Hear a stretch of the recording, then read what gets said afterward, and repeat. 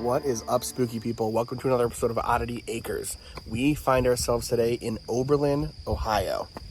Now, Oberlin is much like most small towns in the United States. You know, quaint little shops, small downtown area, houses lining the streets. Some have been there over a century. A lot of people have come to call this small town south of Cleveland home. Now, one of the really cool things about Oberlin is that it's got a lot of history dating back before the Civil War, all the way to the height of the Underground Railroad. But we're getting ahead of ourselves just a little bit. I think the best way to start the story off is to look at the first-hand accounts of a young man back here in the 60s who discovered something very special, a secret, if you will. He discovered something that most people are oblivious to or choose to forget. What if in your little town there was a small, secret community of people living off the grid just beyond the wood line? A lost civilization of modern times. We're taking you there. We're looking into the story, and we are headed out there right now, so follow me.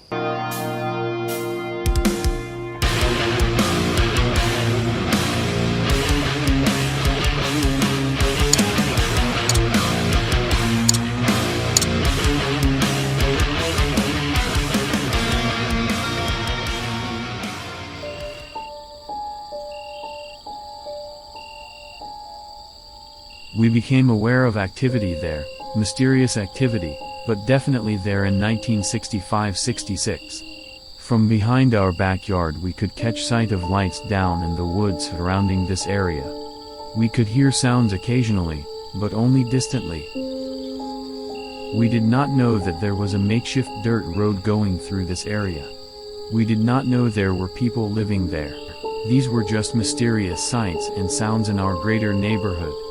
Just the kind of things that would attract a kid's attention, curious, and sense of something strange and maybe devious happening there. I had an interest in science and particularly astronomy. I used to take my telescope out to the railroad tracks beyond our house on dark nights. It was pretty common to see the lights and hear the sounds back in the woods, about half-mile away. But we would never consider going to explore. Way too unknown. Way too scary. Then one night, there were dogs in the dark on the tracks. It was terrifying. We could tell they were there, because suddenly instead of faraway sounds, there were sounds nearby. Some low growls. But we could not see them at all. They were definitely not friendly. Quietly, carefully, we each picked up stones in both hands, and on a cue threw them as hard and far as we could, and ran like rabbits back to our house, hoping we were not being chased. All right, so we are out here, and this is, we're going to be doing a little bit of exploring, and luckily, we have today the brother of the guy that you just heard the story from. His name is Brian, and he is here to kind of show us around and show us where this location was and where these events took place and where this lost civilization is. So I'm excited to bring you guys along with us.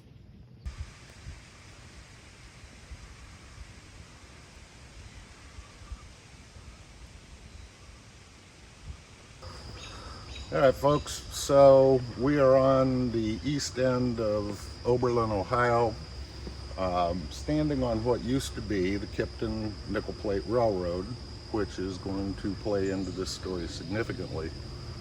But as a means of getting a setting, first things first, you have to imagine everything on both sides of what used to be these railroad tracks as being tall grass fields. All of this woods has grown up since the 60s.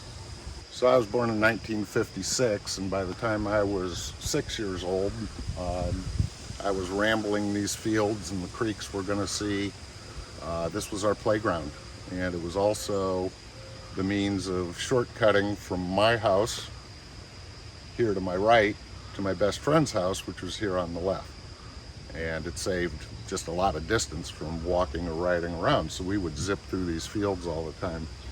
My brother and I had come up here with his telescope on dark nights, and this was our playground. This is where I was raised. Okay, so here's where the story, the mystery, if you will, begins. As we used this area both recreationally and to get from my house to my friend's house and all of the mayhem that went on back here, you can imagine that for yourself. We could always see a faint light. Remember, this is all tall grass, not woods. We could see a very faint light and always dogs barking. Lots and lots of dogs barking. And it was in this heavily wooded, removed area just outside the city limits. And we were terrified of that region of town. Absolutely terrified. We didn't know what it was. We knew there were people there, but there's no street to there. It was just a really scary thing for us. That was, you just knew you didn't belong there.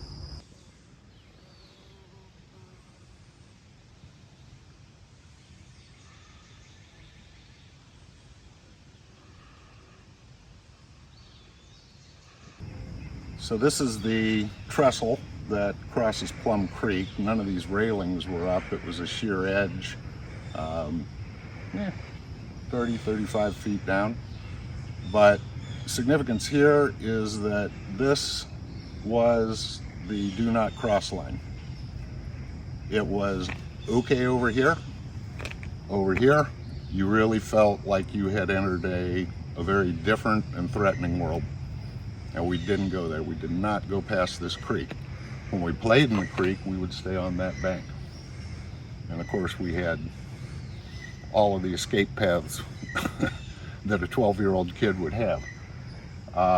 But we never crossed this creek. Back here in this quadrant, this is the lost civilization.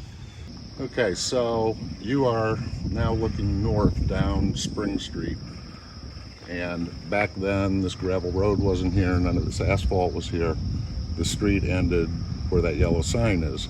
Then you would be in grass field area. You walk through that grass, and we're going to pan around here, Cody.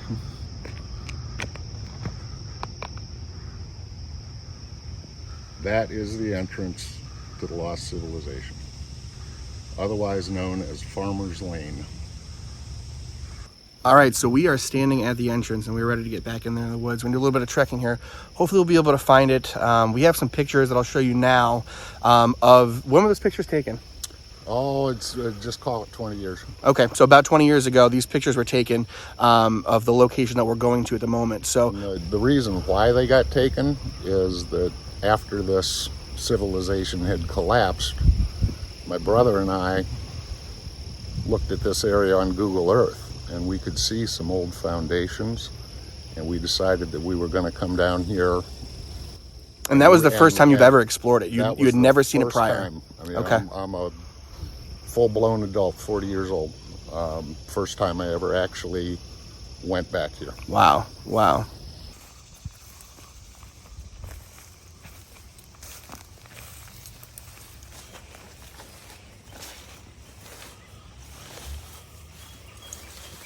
It sure is. I mean, everything is so overgrown out here. It's so crazy.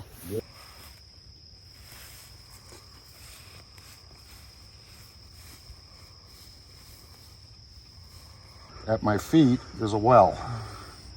There's actually two. And this being Spring Street, this was their potable water. And I think back here, we may find one of the foundations. This area is just so much overgrown in the 20 years since I've been here. But these are definitely foundation stones. We'll take a little closer look here. So what we were able to see here 20 years ago, and we're going to dig around, we may still be able to locate some of it, were foundations, usually on cinder block, 2 courses high, completely collapsed roof, collapsed floors, and literally 4-inch drain pipes running, right onto the ground, and eventually running to Plum Creek.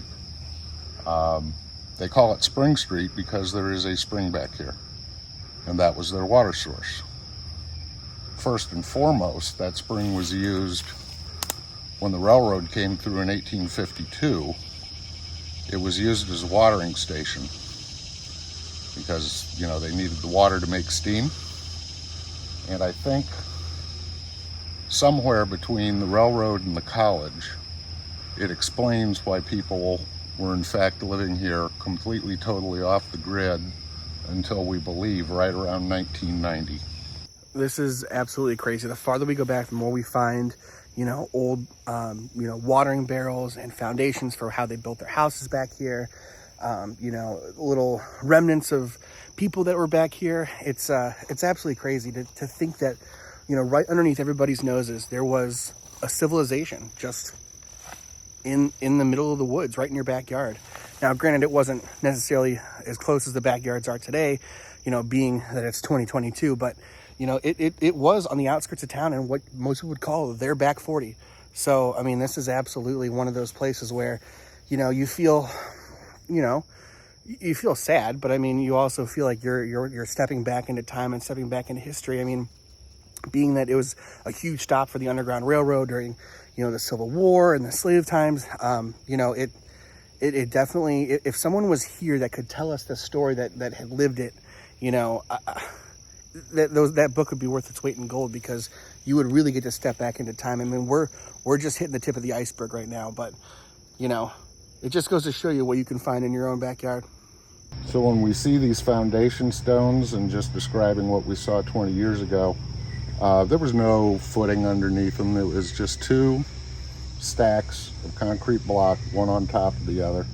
This one here, the forest has devoured the first course of block, and we see what's left standing. You can see trees have grown up right through the middle of it, largely destroyed it. I'm just standing here with it. It's almost like a sense of loss that the woods and the fields are consuming the last little vestige of these poor people's lives.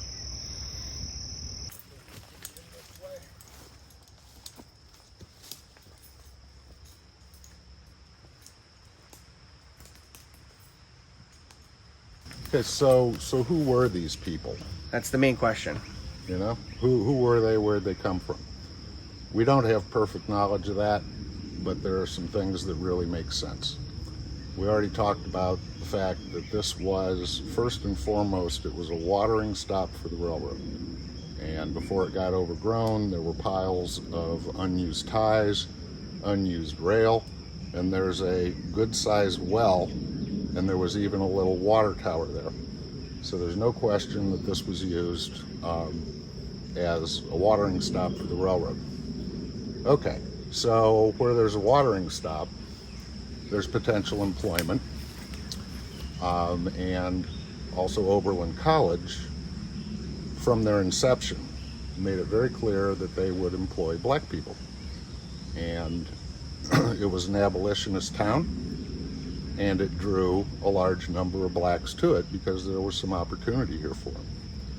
But these folks somehow got left behind, and this was the best they could do. Now, the railroad was in 1852. That's 10 years before the Civil War, roughly. And the Underground Railroad was extremely active here. I've surmised that this area could have been an isolated stop on the Underground Railroad. It could have been that at its inception.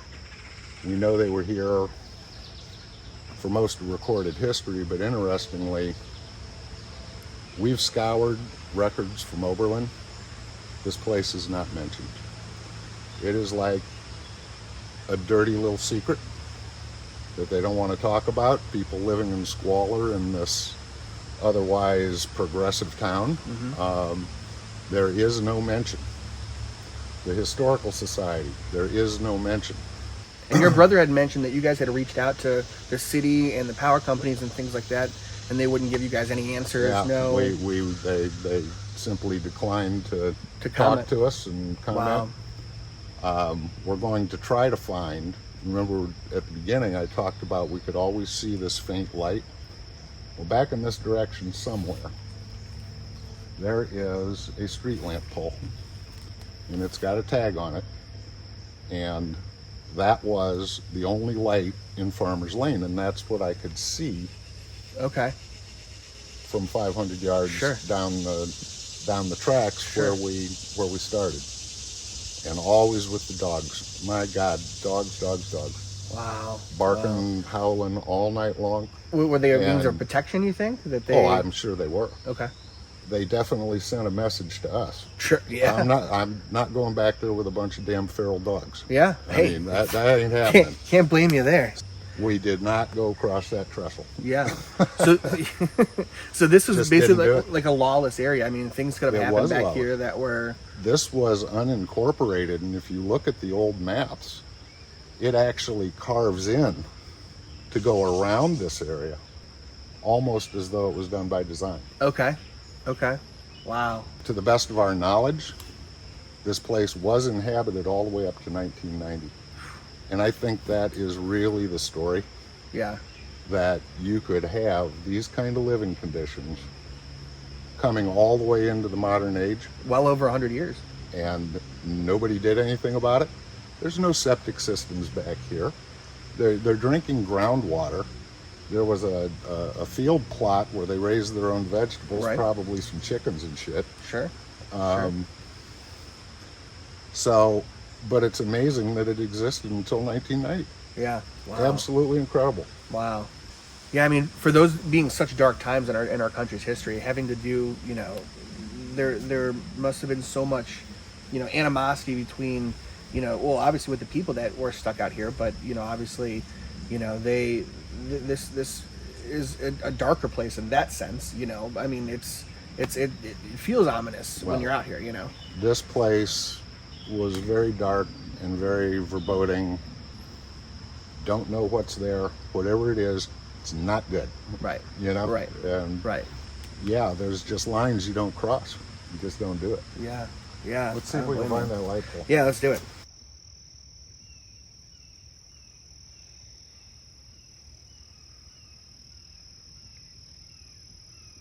So, remember me telling you about how we could see a faint light in the distance from 500 yards peeking through the trees? Here's the light. This is a city light pole. And one of the things we researched last time we were here is, okay, did these structures have any electrical service off of this light pole? And we found no evidence of an electric plug or anything that would run on electricity.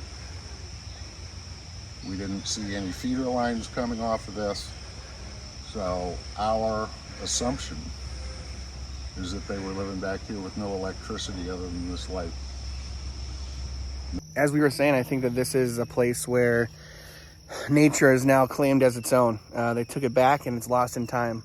You know, but I'm glad that we were able to get in here and still see what we could, you know, and have the story told, because it's a story that most likely no one would ever hear. You know, I know that half the townspeople, most of the townspeople, the people that live here, they won't know about this. This is something that's been lost in history. It's not just the woods that have been hiding things. So, what do you say we get out of these woods and get a beer? Until next time, thank you guys so much for watching. Please take a moment to like and subscribe. We will see you soon on another episode of Oddity Acres. Peace.